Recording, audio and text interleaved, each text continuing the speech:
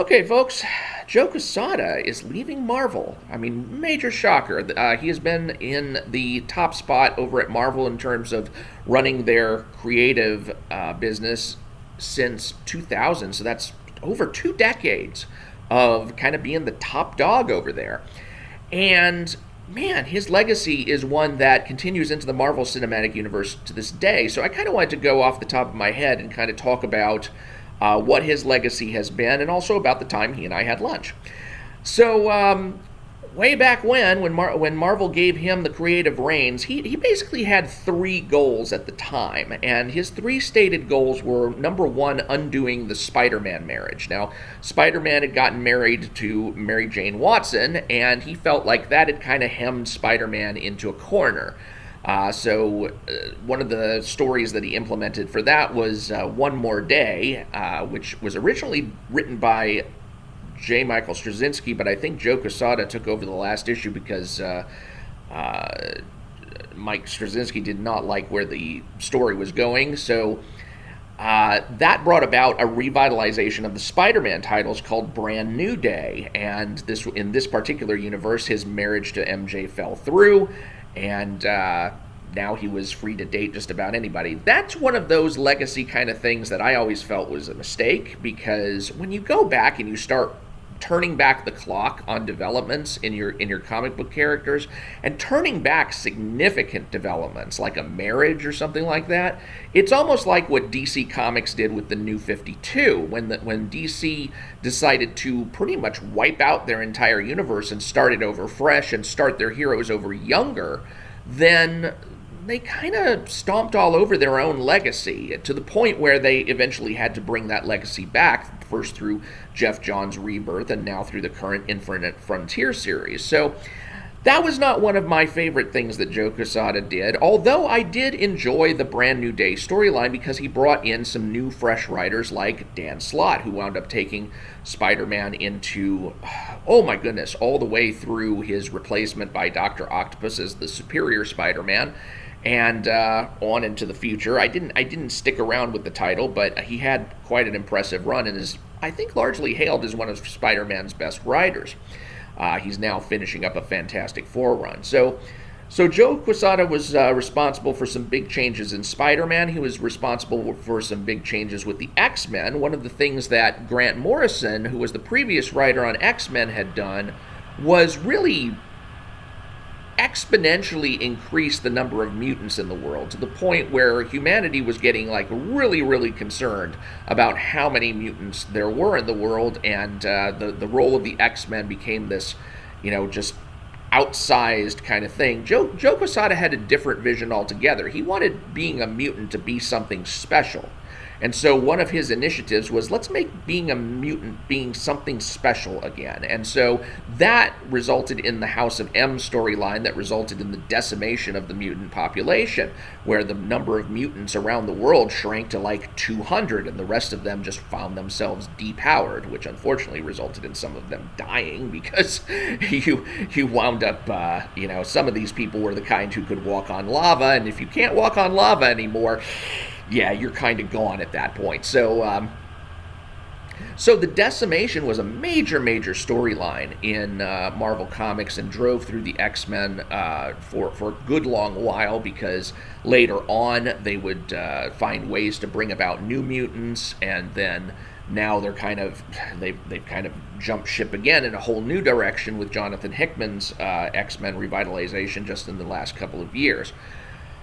The other place that Joe Quesada wanted, the other objective, aside from getting rid of the spider marriage and also making mutants something special again, was bringing hero conflict back to the Marvel Universe. One of the things that he thought was so much fun about the Marvel Universe is that these characters were often at odds. They didn't really know each other, and so when they first met, there would be this friction between the Marvel characters, and he wanted to bring that friction back again.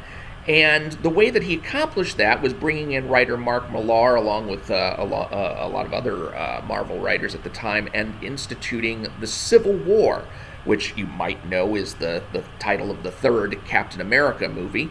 The Civil War found Captain America facing off against Iron Man over a Superhuman Registration Act. And because superheroes took sides and either did register or did not register, thus becoming outlaws in the eye of the law, then you had the friction going again. You might deal with some people who were like, okay, I need to keep my identity secret, which is part of what led to the Spider-Man One More Day story, where because he had revealed his secret identity during Civil War and needed to get it put back in the box. This, by the way, found its way into the Spider-Man movie No Way Home. So there were a lot of themes besides Civil War and No Way Home that in the Marvel Cinematic Universe that actually came out of things that happened during Joe Quesada's initial run on Marvel Comics. So you can kind of see how these far-reaching things goes. Now, one of the best things that Joe Quesada did was bring in Brian Michael Bendis as a writer, first on Daredevil, and then gave him the reins largely to the Marvel Universe in general through the Avengers titles, starting off with New Avengers, which turned the Avengers into more of a Justice League type lineup, where you took all of the Marvel heavy hitters and put them together on one team, so that now you had Spider-Man, you had Wolverine, you had Captain America. I mean, all the people that largely dominated in their individual titles, now you had that in an Avengers title. That was something that really hadn't been done before. And then through that, and through the House of M crossover, and then through the Secret Invasion crossover, actually through the course of the New Avengers titles, he began to explore concepts like the Illuminati, which just showed up in the Doctor Strange Multiverse of Madness movie, and dealing with the Secret Invasion, which is soon to be a Disney Plus TV series, Secret Invasion, where the Skrulls began assuming the identities of Marvel heroes. And we saw a little bit of that. Well, I can't say that because it's kind of a spoiler for one of the movies I was just about to mention. But it has kind of shown up already. Yeah, you might want to go look for it. And then from Secret Invasion, we transferred over into Dark Reign, which became such political irony because it was later on that, of course, the Obama administration gave way to the Donald Trump administration, and Dark Reign was all about what if you have consolidated all of this power over the Marvel superheroes into a director of superheroes in the Marvel Universe, and then you had to turn over the keys to Norman Osborn, who was the Green Goblin, a villain and yet a hero of the Secret Invasion. So that started off Dark Reign, and that almost made a perfect parallel, or a foreshadowing at least, of the Obama administration's giving way to Donald Trump, at least depending on how you see Trump. So there was this massive multi-year span of great stories going from, Civil War to Avengers: The Initiative, which was the outgrowth of Civil War, which to Secret Invasion, to Dark Reign, and then finally to Siege, which was the crossover that ended Dark Reign and then started off what they called the Heroic Age. Massive changes that just kept rolling throughout the Marvel Universe. Now, I wound up jumping off ship at the Heroic Age because it really felt like things had kind of come full circle and been brought back around, and the stories that they were starting to tell at that point were not terribly interesting to me. I didn't really jump back into Marvel again until the Avengers titles were given over to Jonathan Hickman, who was then approaching the Secret Wars crossovers. And all of that happened under Joe Quesada too. And now you know that there is going to be a Secret Wars series coming out of the Marvel Cinematic Universe. Joe Quesada has had this massive impact on Marvel that has just continued on and is going to still be explored for years to come through the Marvel Cinematic Universe, and I hope you enjoy it. Now, as to the time he and I had lunch, because I know you've just been waiting to hear about that, how did I wind up having lunch with Joe Quesada? Well, I won an auction, basically. I paid about $450 in an auction for the Comic Book Legal Defense Fund, And that way I was able to, at the next Comic-Con that was happening in the Dallas-Fort Worth area, I got to have lunch with Joe Quesada. And we were only supposed to have an hour lunch together, but because the service at the hotel restaurant where we were at was just so incredibly slow, we actually wound up having a 2-hour lunch, which was great for me. I don't know how it was for him, because I was there kind of sort of not only just to pass on questions from people on the Joe Quesada forums, which were active at the time, to help to get people's questions answered about that they had submitted to me, because I basically opened it up and said, okay, send me your questions and I'll ask Joe. But I had a couple of complaints, I had to say. There were 2 complaints about the initial Joe Quesada era that I really, he kind of batted away, just because maybe I was wrong. But my complaint number 1 was that the covers of Marvel Comics, in my mind, had degraded in quality. Now, that was something that he completely disagreed with. His objective, as far as he was concerned, was to bring in new readers. And new readers like shiny things. They don't know the comic book characters themselves. They don't know backstory. They don't know what's going on in the book, and they don't largely care because they're just ignorant. They're new readers. They're new kids. Why do you care about trying to communicate any information to them? Just put something flashy on the cover of the comic, and then that'll sell the book. Now, whether he was right or wrong about that, somebody go back and look at the sales numbers, and it probably proves him out. But it made things a very, very frustrating time for me as a longtime comic book reader, because there was never anything interesting on the Marvel Comics covers. I could go to a comic book store and there would just be, Iron Man striking a pose, Thor striking a pose with lightning, Spider-Man flashing some webs, and that's it. That's it. Issue after issue after issue was just trying to find new poses for things. There was one time when J. Michael Straczynski, he wound up doing Spider-Man for a while, and in his first 3 issues of Spider-Man, all it was scenes on the cover that were just boring as hell, although they were flashy. But it wasn't until like the 3rd or 4th issue in his run that he actually showed somebody on the cover where it was Spider-Man and then the character Ezekiel, who also had wall-crawling powers, next to each other. I'm like, oh, somebody's sticking to a wall just like Spider-Man. I'm going to look inside that and see how it is.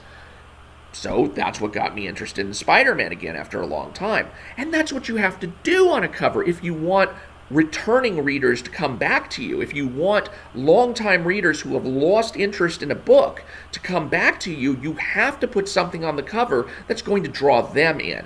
But that really was not Joe Quesada's concern, even to the extent where he didn't care if what was on the cover matched what was in the book. And that frustrated me to no end, because let's say you had an issue of the Fantastic Four that was set entirely in Latveria. Well, on the cover, he would have a cover of the Human Torch flying through Manhattan. What the hell? I mean, just have the Human Torch flying through Latveria, and I'm going to perk up with interest. And you're going to have roughly the same kind of cover. So why not put something on the cover that at least matches what's in the books? Same thing happened with X-Men. Put a picture of Beast on the cover. Beast isn't even in the book. So if I actually bought that cover thinking, oh, Beast is one of my favorite characters, I'll buy X-Men, and then I buy X-Men and he's not even in the book, you've just chipped me. You fooled me. You didn't really sell. I mean, well, you sold the book. Good for you, by lying, essentially. But like I said, Joe's main focus was drawing in the new reader. So if he could put a flashy cover on the book that drew in the new reader, that's all that mattered. Same thing with ad text. That was one of my major complaints as well. One of the books that he was trying to sell at the time was Daredevil Father. And that was one that he had written and drew. But every time you looked at an ad for it, it would say, Joe Quesada's writing, Joe Quesada's art. What more do you need to know? Well, a hell of a lot more than that, because just because you are the one writing and drawing it doesn't mean the story is anything that's going to interest me. In fact, I'm going to assume that it's not. And it wasn't until like the very last issue of the series that he let loose with any details that made it interesting whatsoever. And so, that was one of the things that I found very disappointing about some of the early portions of his reign, was that the ad copy for the comics at Marvel just kind of went to crap. And it wasn't. I mean, now they're better. Things always go through these cycles, and so now they're better. Now Marvel's better about putting some action on the covers that actually matches what's in the book. Although I still think they can do a little bit better with that. But by and large, it was an enjoyable conversation. We got to talk a lot about various things. We got to talk about Stan Lee some, and I do remember one little memory was there was a guy who used to work for Hero Realm who was a friend of mine, and he saw me walking off with Joe Quesada to go have lunch with him, and he was just kind of like, and asked me later, it's like, how do you know Joe Quesada? And I told him I paid for the privilege, but that was a fun little moment. Other than that, I wish Joe Quesada the best. I have no idea where he's going now. Maybe he's going to bring back his creator-owned character Ash, who is never really a fave of mine. I mean, I picked up probably the first issue or two, but it just went in directions that to me were just confusing and to each his own. But I really think that he did Marvel a great service in his longtime reign, and I think he's contributed a wonderful host of ideas, and through both himself and through the enormous talent that he brought to Marvel over the years that he was there, that are going to just keep propagating out, especially into the Marvel Cinematic Universe, and they deserve a place there. Because these were great ideas, and I can't wait to see, if Moon Knight's any indication, I can't wait to see how the rest of these brilliant ideas are going to be interpreted into the Marvel Cinematic Universe and give us enjoyment for years to come. So thank you, Joe Quesada. You did Marvel a great service. I wish you well on whatever your next endeavors are, whether it's creator-owned or if you jump to another company. Hey, maybe you can go to Valiant, or maybe you can go to DC, where Brian Michael Bendis went off to.